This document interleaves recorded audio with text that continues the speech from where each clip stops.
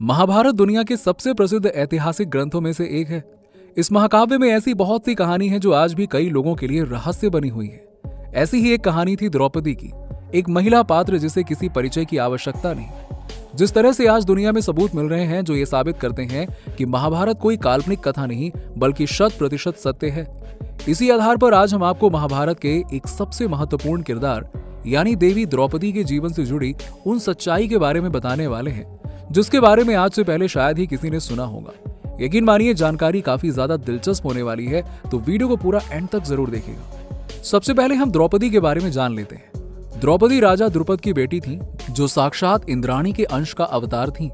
द्रौपदी के अन्य नाम पांचाली और कृष्णा है। द्रौपदी के जन्म के बारे में बड़ी लोक कथाएं प्रचलित हैं, लेकिन उनके जन्म के बारे में मूल सत्य यह है कि राजा द्रुपद ने गुरु द्रोणाचार्य से अपना प्रतिशोध लेने के लिए यज्ञ किया और उसी यज्ञ से उन्हें पुत्री कृष्णा यानी कि द्रौपदी और पुत्र धृष्टद्युम्न की प्राप्ति हुई थी। बाद में युवावस्था में उनका विवाह एक शर्त के अनुसार रखा गया था। शर्त बड़ी आसान थी कि जो सिर्फ पानी में देखकर मछली की आंख पर निशाना लगा देगा उसी से द्रौपदी का विवाह किया जाएगा। सौभाग्य से उसी समय पांडव यानी कि पांचों भाई युधिष्ठिर, भीम, अर्जुन, नकुल, सहदेव अपना अज्ञातवास काट रहे थे। उसी समय वो अपनी माता कुंती से आशीर्वाद लेकर भोजन की तलाश में निकले थे और किसी तरह से वो उस महोत्सव में पहुंच गए जहां उन्होंने देखा कि बड़े बड़े महावीर और दुष्ट मानसिकता वाले लोग प्रतियोगिता जीतकर द्रौपदी को पाना चाहते थे। द्रौपदी की सुंदरता का कोई वर्णन नहीं किया जा सकता क्योंकि उनकी सुंदरता वाकई में अद्वितीय थी। अर्जुन ने प्रतियोगिता जीतकर द्रौपदी से विवाह किया।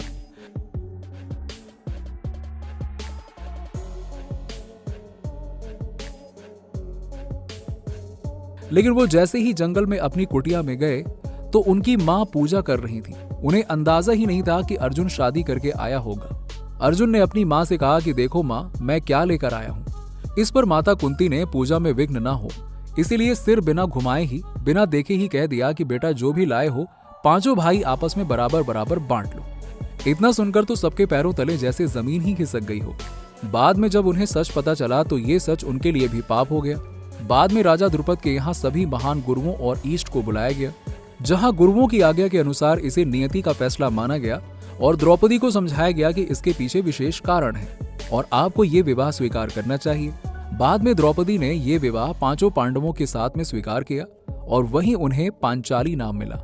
कुंती ये सोचकर मन ही मन बेहद दुखी हो उठती थी कि उन्होंने अपनी पुत्री समान बहू को 5 पुरुषों से विवाह करने पर मजबूर कर दिया।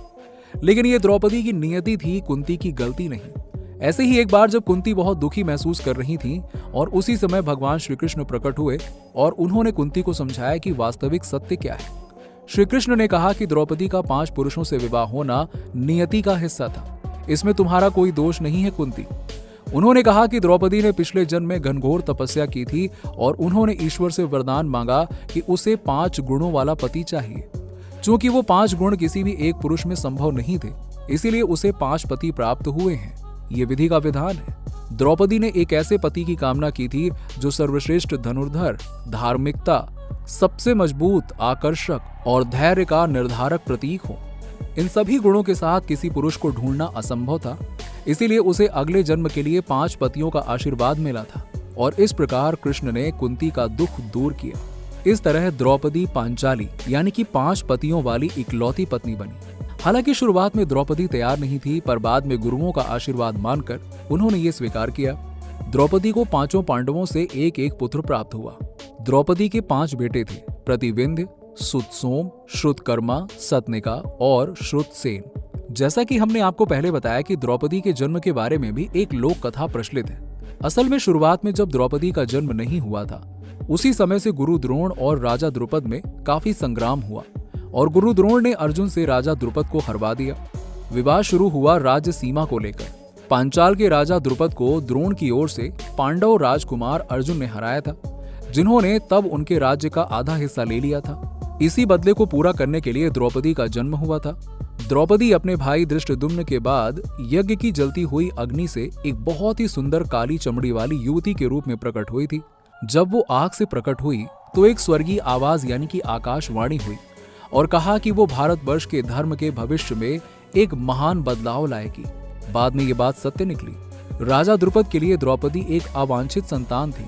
चूंकि वो अपने मां की गर्भ से पैदा नहीं हुई थी, इसीलिए किसी को उनसे इतना खास लगाव भी नहीं था। वो आग से एक वयस्क के रूप में पैदा हुई थी, जिसमें उनके बचपन या किसी के पालन पोषण की कोई सराहना नहीं की जा सकती। द्रौपदी के कई नाम हैं और उनके नामों की खास बात यह है कि ये विशेष नाम उनकी विशेष विशेषताएं बताते हैं। द्रौपदी के कई नाम हैं और उनके नामों की एक खास बात भी है, और खास बात यह है कि ये विशेष नाम उनकी विशेष विशेषताएं बताते हैं। द्रौपदी महाभारत के प्रमुख पात्रों में से एक हैं। बाकी के किसी भी महाकाव्य के पात्रों की तरह द्रौपदी को भी कई नामों से जाना जाता है। उनका हर नाम उनके अलग अलग गुणों में से एक को परिभाषित करता है। जैसे कि हमने आपको शुरू में बताया कि द्रौपदी पांचों पांडवों से विवाह करने को तैयार नहीं थी, लेकिन बाद में उन्होंने पांडवों से एक शर्त रखी। उन्होंने कहा कि पांडव किसी और स्त्री को पत्नी के रूप में इंद्रप्रस्थ नहीं ला सकते, यानी कि वो कभी भी अपने घर को किसी अन्य महिला के साथ शेयर नहीं करेंगे, जिसका अर्थ था कि पांडवों को अपनी अन्य पत्नियों को इंद्रप्रस्थ लाने का कोई अधिकार नहीं था। इसी वजह से पूरे महल में पांडवों की पत्नी के रूप में सिर्फ और सिर्फ द्रौपदी ही थी। विवाह के बाद जब द्रौपदी पांडवों के साथ अपने निवास स्थान पर आईं, तब उन्होंने पांडवों से एक और शर्त रखी। उन्होंने कहा कि उनके साथ एक समय में सिर्फ एक ही व्यक्ति साथ में रह सकता है, अर्थात उन्होंने कहा कि वो एक समय में एक पांडव के साथ में रहेंगी। जो भी पांडव उनके कमरे में आएगा वो अपनी पादुकाएं यानी कि चप्पल बाहर उतार कर आएगा, ताकि बाद में कोई अन्य पांडव आए तो उसे बाहर से ही पता लग जाए कि कमरे में पहले से ही कोई और है। द्रौपदी ने यह प्रतिज्ञा की कि पांडवों में जो भी इस नियम को तोड़ेगा उसे जंगल में रहना पड़ेगा।